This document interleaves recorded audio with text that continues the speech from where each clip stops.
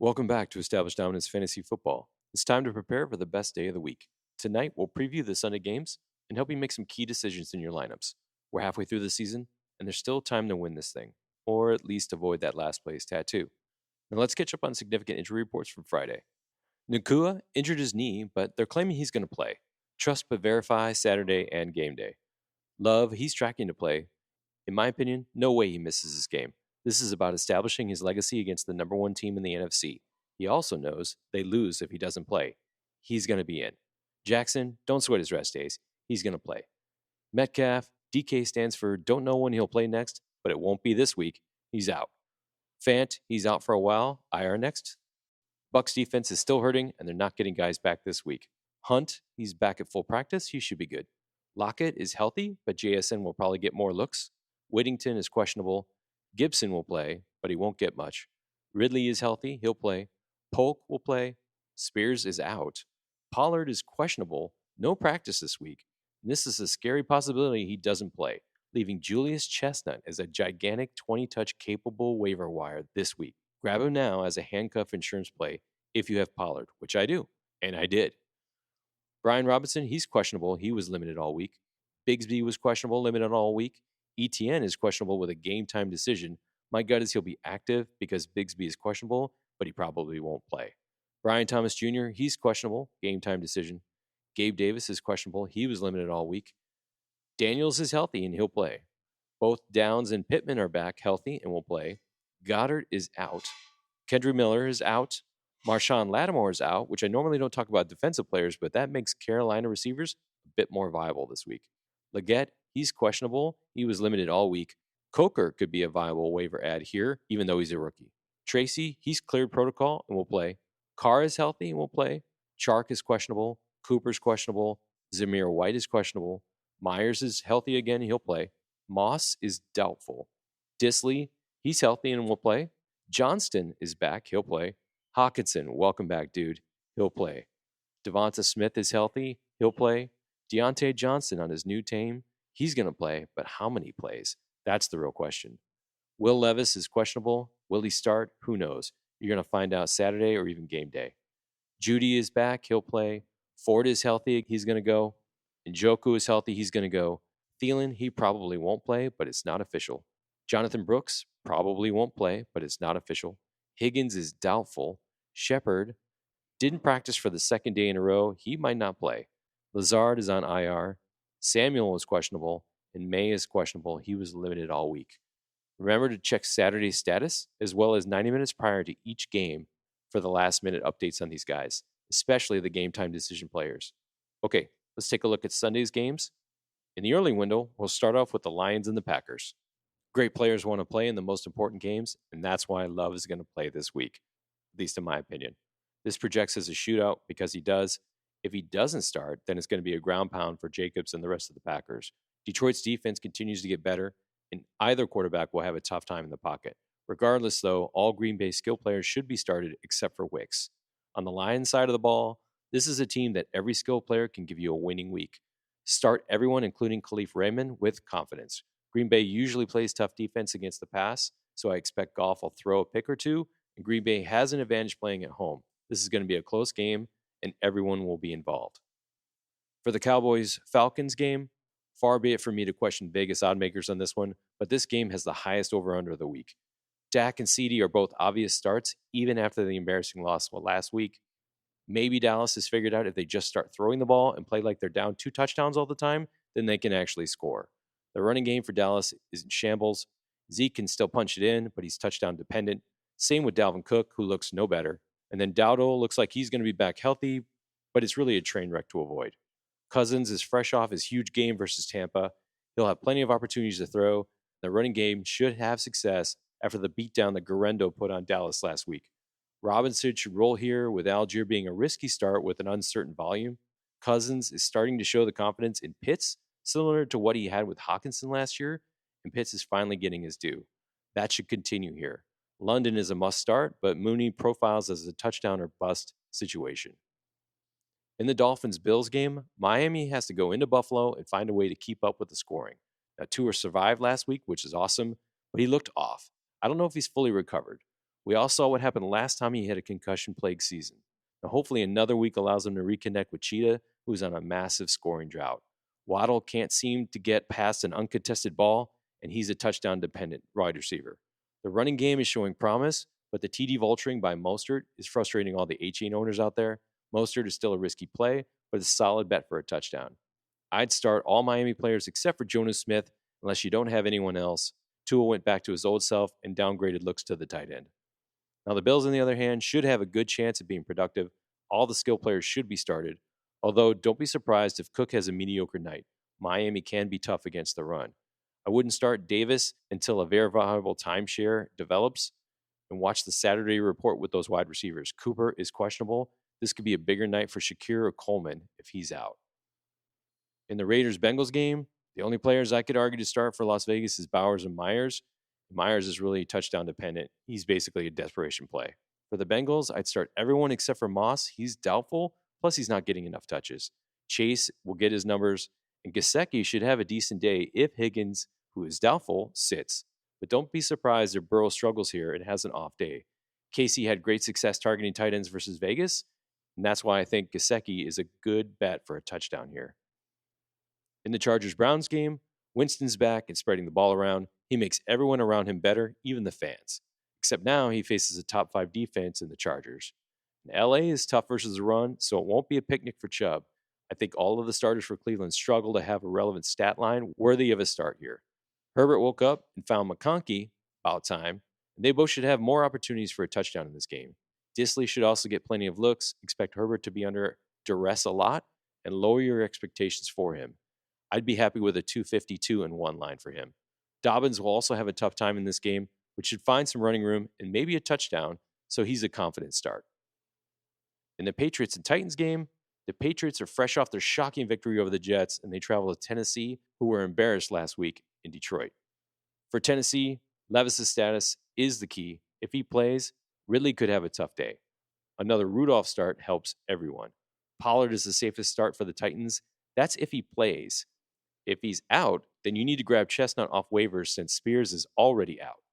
Ridley should also be a quality play here if Rudolph starts. Akine is a touchdown-dependent player, but he's on a 3-game streak, so you're saying there's a chance. Now, for New England, Brissett is not startable, and neither are his wide receivers. He gets poked back, but who cares? They are too unpredictable to determine who will rise, and all of them are touchdown-dependent, except for Henry, who should still command targets. Stevenson proved he can be a quality start again and faces a defensive front that got destroyed by Sonic and Knuckles. Geez, seriously, Sonic and Knuckles? It doesn't really drive fear into the hearts of your opponents. Whatever. Gibson is back, but he's unstartable. And this game has the lowest over-under in Vegas at 38, so it's not going to produce a lot of good starts here. Buyer beware. In the Commanders-Giants game, Daniels is healthy and fresh off the Hail Mary miracle. Can I get an amen, brother? McLaurin and Brown should see a good amount of targets, and Ertz is a middle-tier start as well. The Giants can bring good pressure, so hopefully Daniels survives a couple of big sacks. Robinson is the best play when he starts, and as long as he's healthy, that makes Eckler more of a touchdown-dependent play with the potential for 6 to 7 dump-off throws. B-Rob is questionable, so watch his status Saturday in game day. For the Giants, Tracy will play, so Singletary is in the backup, and Washington has given up a touchdown to running backs almost every week this year, so start him with confidence. Jones is inconsistent with throws to Neighbors, who is a must-start, but Jones will feel a lot of pressure. Daniels won't need a Hail Mary to win this one, and the Washington defense is getting better each week and profiles as a nice streaming play. In the Saints-Panthers game, Carr is back. Olave and Taysom Hill are startable again. Kamara should have a big day. All the Saints players are startable in this easy matchup. Young is going to start on the other side. He should feed Leggett a decent dose of targets. Coker also profiles to have a decent day, but if Leggett, who's questionable, can't go, then he'll be a target hog. He's probably on your waiver wire, by the way. Hubbard should have another good game, if for no other reason than they are trying to potentially trade him. In the Broncos-Ravens game, the Ravens will host another trap game this week, in my opinion. Denver's defense is legit, and Nix can score touchdowns with his feet. The Ravens are favored by 9, but that just seems like too much. This game is closer than that, and I give Denver a slim chance at actually winning. Call me crazy. Again, it's a crapshoot as to which Denver wide receiver will catch a touchdown. Sutton is the best bet here. Javante seems to be in a terrible timeshare with McLaughlin, again, who vultured last week's touchdown. Start him with caution. The Ravens are healthy, and with their new wide receiver Deontay Johnson, who is still learning the playbook and will play, but his snap count is questionable. You can expect Jackson to target him, but with Surtain in coverage, I'd say Flowers is the one who benefits. Bateman, hashtag son of my eyes, is a bench stash at best, and Henry is the man. Enough said about the running game. Jaguars-Eagles game, the Jaguars put up their entire team on the injury report this week, and that's like barely an exaggeration. Seriously, this is pathetic. With several key players we already discussed as game time decisions.